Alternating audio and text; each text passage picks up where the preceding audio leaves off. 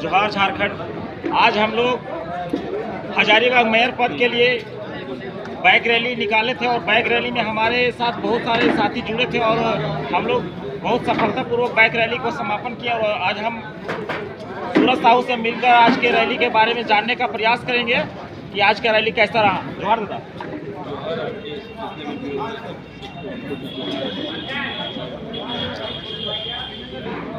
आज के bike rally के बारे में हजारीबाग नगर वासियों को क्या संदेश देना चाहेंगे? आज चुनाव आयोग के द्वारा आज अंतिम दिन था और उम्मीदवार है हमारे नारायण जी भैया उनका चुनाव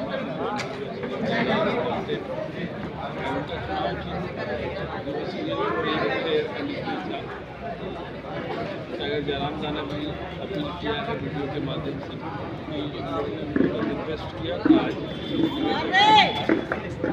टाइट शेड्यूल होने की वजह से और आप जानते हैं कि विधानसभा का सत्र चल रहा है, इसलिए टाइगर साहब नहीं आ पाए, लेकिन लोगों से बनी दूसरी बात तक आने के लिए चुनाव के बारे में समस्या मुझे हजारीबाग की अगर आप चर्चा कर लें तो आप सबसे पहले ये जानेंगे कि हजारीबाग सबसे पुराना जिला भी 1835 का यह जिला है और हजारीबाग झारखंड का राजधानी बनने के लिए सभी अहर्ताओं को पूरा करता है। यहाँ पर आप जेल की बात कर लें, कहीं यूनिवर्सिटी की बात कर लें, कहीं एयरपोर्ट के आवंटन जमीन की बात कर लें, कहीं पुरानी कॉलेजेस की बात कर लें, तमाम अहर्ताओं को आप पूरा करते हैं। लेकिन बड़े ही चालाकी से कुछ राजनीति करने वाले लोगों ने राजधानी को यहाँ से शिफ्ट करके रांची ले गए। रांची तो ले ही गए, बाद में जब सरकार का सर्कुलर आया, चाहे वो दुमका की बात हो, चाहे वो गिरिडीह की बात हो, चाहे वो हजारीबाग की बात हो, यहाँ इसको उप राजधानी बनाने का बात है। लेकिन सरकार का ढिलमुल रवैये से आज तक उप राजधानी भी नहीं बना। तो आप सोचिए कितना पुराना शहर का म्यूनिसिपल कॉरपोरेशन किस लेवल पर होना चाहिए। लेकिन आज हजारीबाग शहर की जो स्थिति है वो कमोबेश एकदम औसत की आप जैसे कोई भी शहर चले जाएंगे तो कमोबेश वही स्थिति मिलेगी आपको। तो हजारीबाग में मुझे आप हजारीबाग में किसी भी कोना से एंटर करेंगे तो सबसे पहले जो आपको जाम की स्थिति मिलेगी, चारों तरफ आपको जाम की स्थिति मिलेगी। तो अब हजारीबाग में टाइम आ गया है कि हजारीबाग से खिरगांव और कलम चौक से लेकर के सीधे अमृत नगर तक एक फ्लाईओवर का डीपीआर सरकार को जरूर बनाना चाहिए। साथ ही साथ अब मुझे लगता है कि दिल्ली, मुंबई, चेन्नई या नोएडा एक्सटेंशन के तर्ज पर सरकार को 0 माइल हजारीबाग जैसे डिस्ट्रिक्ट हम लोग का 0 माइल है, वहाँ से 25 किलोमीटर लगे चारों तरफ लैंड एक्विजिशन होगा और चारों तरफ लैंड एक्विजिशन करके एक कॉरिडोर तैयार करना चाहिए। जैसे कि आप एजुकेशन हब का बात करें, एक दिशा में आप एजुकेशन हब कर दीजिए, जहाँ एजुकेशन हब हो वहाँ इंडस्ट्रियलाइजेशन ना हो, इसका ध्यान रखा जाए। एक तरफ ग्रीनरी कर दीजिए और एक तरफ हेल्थ केयर के लिए हॉस्पिटल का निर्माण कर दीजिए। जब आप चीज़ों को 4 जोन में बांटेंगे तो आपको फ़ायदा ये मिलेगा कि मॉब जो भीड़ है अस्पताल के लिए ज़्यादा भागती है, मॉब जो बच्चों का भीड़ है वो शिक्षा के लिए अलग भागती है। तो अगर आप अलग अलग भागों में अगर इस तरह से आप डिज़ाइन करेंगे तो आपका वो जो शहर का भीड़ है वो बटेगा।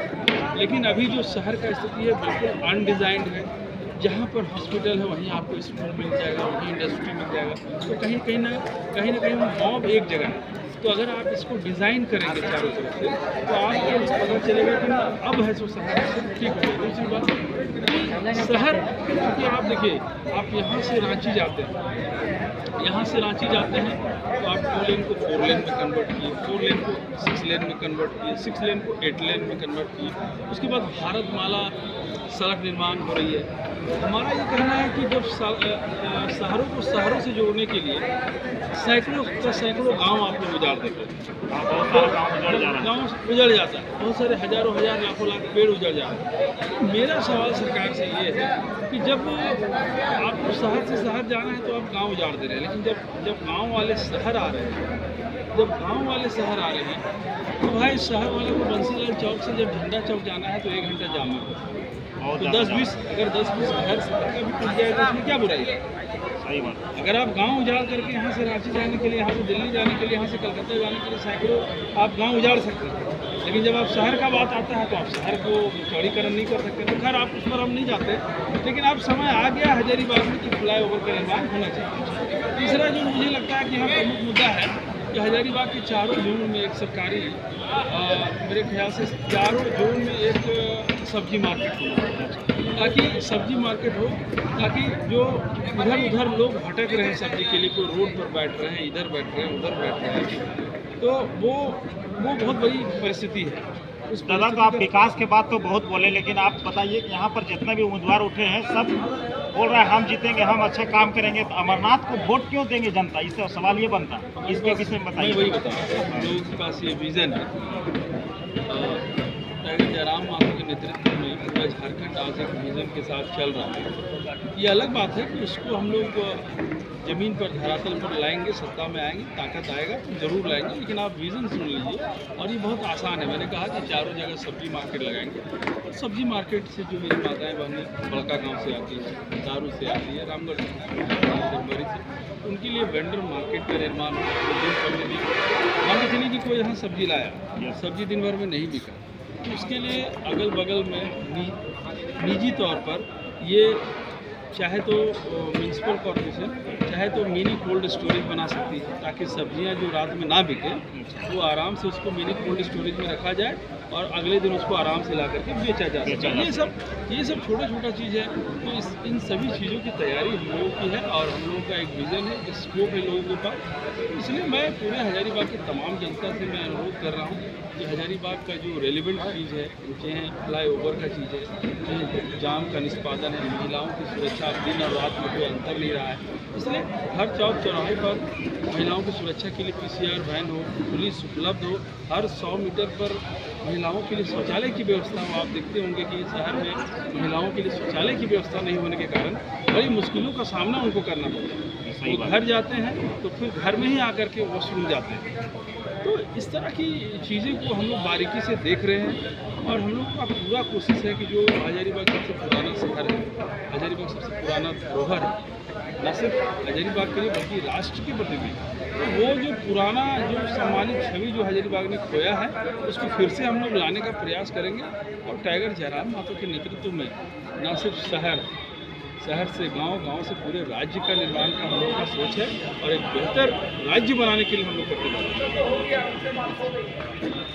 और विकास के बारे में आपने बहुत अच्छा से विस्तार से बताया है। और जैसे यहाँ से हजारीबाग शिक्षा का हब माना जाता है, बहुत सारे दूर दूर से लड़का लड़कियाँ यहाँ पढ़ने के लिए आते हैं, शिक्षा ग्रहण के लिए आते हैं, तो उसके लिए थोड़ा रोजगार के बारे में कुछ बताइए। हजारीबाग शिक्षा का हब जरूर है, लेकिन ये ट्रेडिशनल शिक्षा का हब है। यहाँ पर इंजीनियरिंग कॉलेज की कमी है, मैनेजमेंट की कॉलेज की कमी है। अभी नए कोर्सेस आ गए हैं, फैशन डिज़ाइनिंग का, मॉडर्निटी से लेकर के एक से एक कोर्सेस है। उन कोर्सेस के एजुकेशन का यहाँ बहुत अभाव है। तो एजुकेशन हब तो है, लेकिन बहुत ट्रेडिशनल एजुकेशन हब है, जहाँ पर इंटर लोग करते हैं, मैट्रिक करते हैं, ग्रेजुएशन करते हैं और PG करते हैं बिना यूनिवर्सिटी। लेकिन हमारा ये कहना है कि अभी जो टेक्निकल एजुकेशन है, इंजीनियरिंग की क्लासेस हैं, BTech है, MTech की क्लासेस हैं, उसके बाद मैनेजमेंट की क्लासेस हैं, इन सभी कोर्सेज का प्रोत्साहन करना होगा और बड़े बड़े यूनिवर्सिटी को यहाँ निर्माण करना होगा। उस पर हम लोगों का ध्यान है। रही बात रोजगार की, तो देखिए तो रोजगार अभी सबसे ज़्यादा अगर कोई रोजगार देने वाला है तो वो इंफॉर्मेशन टेक्नोलॉजी का सेक्टर है। तो बड़े बड़े जितने भी कंपनियाँ हैं, विप्रो है, माइक्रोसॉफ्ट है, HCL है, बहुत बड़ी बड़ी जो भी कंपनियां हैं, उनका यूनिट हजारीबाग में लगे, ये विज़न है। लेकिन ये तब संभव है जब सरकार अपना। तो ये विज़न हम लोगों का है कि जो जितने भी इंजीनियर बैकग्राउंड के बच्चे हैं, वो जा कर के दिल्ली, मुंबई, पुणे, चेन्नई में जाके काम करते हैं। तो वो जो कैंपस है, चाहे वो विप्रो का कैंपस हो, चाहे माइक्रोसॉफ्ट का कैंपस हो, वो IT कैंपस को झारखंड में लाया जा सकता है। सरकार का विज़न हो ताकि यहीं से इंजीनियर निकले और यहीं पर उसका प्लेसमेंट हो। और जो माता पिता जो अपने बच्चों को मुंह ताकते रहते हैं कि दुर्गा पूजा, दिवाली आएगा तभी देखेंगे, वो अपनों के बीच में रह सके, ऐसी हमारी तैयारी है। प्रोडक्शन और सप्लाई एक साथ। बहुत बहुत धन्यवाद। इन्होंने बहुत विस्तार तरीके से बताया। तो हम चाहेंगे कि लास्ट सवाल भैया कि नगर निगम चुनाव में ये नगर वासियों को थोड़ा अपील कर दीजिए कि किसके पक्ष में मत देना चाहिए। हम लोग सबको कह रहे हैं कि देखिए, हम लोगों के पास एक विज़न है, सब पढ़े लिखे लोग हैं और नगर पालिका नगर निगम बदलेगा कैसे, ये लोगों के पास विज़न है। इसलिए सबसे हाथ जोड़ के विनती कर रहे हैं कि ना जाति के नाम पर, ना पार्टी के नाम पर, ना धर्म के नाम पर, ना पंथ के नाम पर आप वोट दीजिए। विकास के नाम पर, एक थॉट प्रोसेस के नाम पर, एक विज़न के नाम पर आगे चल जयराम महतो के नेतृत्व में यह झारखंड बदलाई की अंगड़ाई की ओर है और यह अंगड़ाई शाश्वत रूप से धरातल पर आए।